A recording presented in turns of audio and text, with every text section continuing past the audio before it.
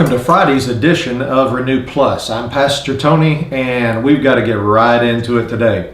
Let's go back to the scriptures we were reading yesterday, Romans chapter 3 again, Romans the 3rd chapter. We'll begin with verse number 21. It says, "But now the righteousness of God apart from the law is revealed, being witnessed by the law and the prophets." And then it says in verse 22, "Even the righteousness of God through faith in Jesus Christ to all and on all who believe, for there is no difference." Verse 23 we're probably all familiar with, "For all have sinned and fall short of the glory of God." Now again, I'm glad that that verse is not just alone, that there is a context to this verse right here. And really the subject matter is not about our sin and falling short of the glory of God. It is actually about the righteousness of God that we can receive through Jesus. So verse 24, on the heels of that statement, says, "Being justified freely by His grace through the redemption that is in Christ Jesus."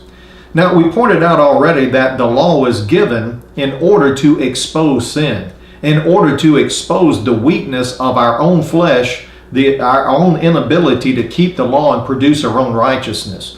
And it really leads us or brings us to the end of ourself, but it also leads us to faith in Jesus. That there is a righteousness that's apart from the law that God freely gives to all of us who believe in Jesus. Now, this was all done because of God's grace toward us. You know, without the grace of God, none of this would have worked.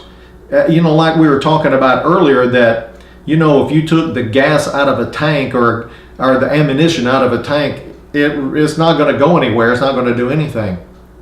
Well, likewise, on the flip side of this coin, on the positive view of this, the grace of God was actually the gas in the tank of redemption. It is what fueled redemption and caused the redemptive work to take place to begin with. It was because God so loved the world that He gave His only begotten Son. No one was twisting His arm. No one had earned Jesus up unto that point. No one had got to the point where, the world hadn't got to the point where God looked down and said, "You know what? They have done enough good things where they have earned my Son Jesus, and I'm going to send Him down there." No way. In fact, it was going the opposite direction. We were not earning righteousness. We were just adding debt to it, by the second. And so that sin debt was big. So it was through the grace of God that fueled the plan of redemption and caused it to work. It was the unconditional love of God that motivated and caused God to send His only begotten Son. And that was our only avenue of escape. That was our only solution that we could have had and become righteous before God. And so He did that. But verse 24 again says, "Being justified freely." Notice it says freely. I know that's a hard word for us to understand, because we've been so, ingrained in the world's mentality that you have to earn and merit everything. But in God's economy and God's ways of doing things, it is all free gifts that have to be received, not achieved by our faith. Now notice again it says, "Being justified freely by His grace through the redemption that is in Christ Jesus." So again, when we say that there's water running through a pipe, the pipe is the conduit, the water's running through it. We could say that about the grace of God. The grace of God, like that water, was running through the conduit, or through the bridge, we can say, of the redemptive work that is in Christ Jesus. So grace is not just something out there that God just found one day and then all of a sudden He changed His mind. No, God was always gracious, but grace has to have an avenue, a bridge, a conduit in order to work through, in order to positively affect our condition and make us whole in life. And so that was what was going on. That's what we need to understand about the abundance of God's grace, that it had to have a conduit, a bridge to work through, to bridge the gap between Himself and us, so that we could be helped in His grace. Now, with that in mind, let's look over to Romans, the 6th chapter. Romans chapter 6. I know we're kind of bopping around here in Romans just a little bit, but it all has to do with establishing the fact that there is no condemnation to us who are in Christ Jesus.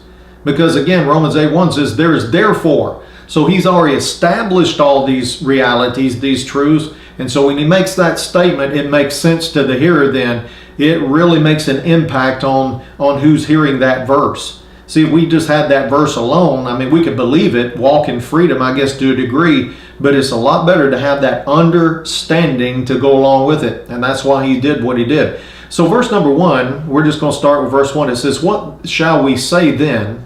Shall we continue in sin that grace may abound?" Now, Paul's not asking this question. He's not making this statement.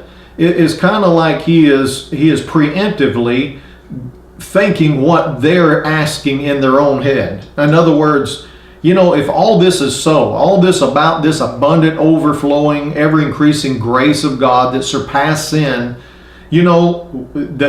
almost the obvious question in most legalistic people's minds is, shall we continue in sin that grace may abound? Well, no, sin is not what caused grace to abound. Jesus is what caused grace to abound. The focus is not on the law and sin. The focus is on Jesus. It's on the grace of God that came through Christ. So he said, shall we continue in sin that grace may abound? And then verse 2, he answers the question, certainly not. Okay? So just in case somebody's accusing him of this, he's just preemptively asking this question and then answering it, certainly not. Then he explains it. How shall we who died to sin live any longer in it? This is a reality. This is a reality. He's saying, shall we continue in sin that grace may abound? He says, certainly not. How shall we who died to sin, past tense, live any longer in it? And see, we have to understand that everything that Jesus did for us, we did with him. Everything that Jesus did for us in his grace, when we accept that by faith, it's put into our account like we did it. In fact, we did it with him. That's what he's saying right there. Let's make an illustration this way. You go out to go somewhere in your car. Maybe you're going home, or maybe you're going from your house to church or a store or work or wherever. When you get in the car, wherever the car goes, you go also. Why? Because you're in the car.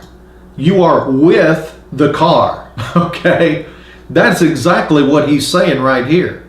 That when we accepted Jesus by faith, God immersed us into him. We are in Christ. There is no condemnation to those who are in Christ. We're in the Jesus vehicle. Let's put it that way. We're in the Jesus vehicle. So wherever Jesus has been, wherever he goes, we go with him because we're in him.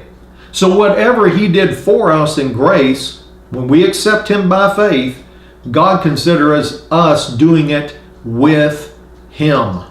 Boy, that's powerful right there.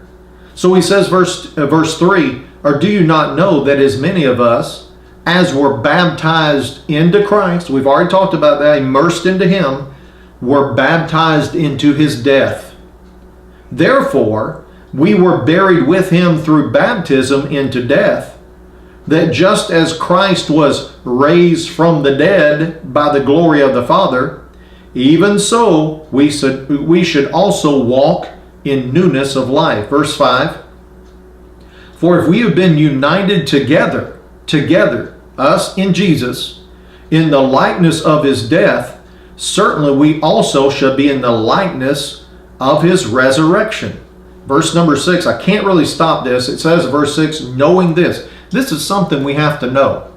This is something you have to know as a believer to walk free from condemnation. Knowing this, that our old man was crucified with him, that the body of sin might be done away with, that we should no longer be slaves of sin.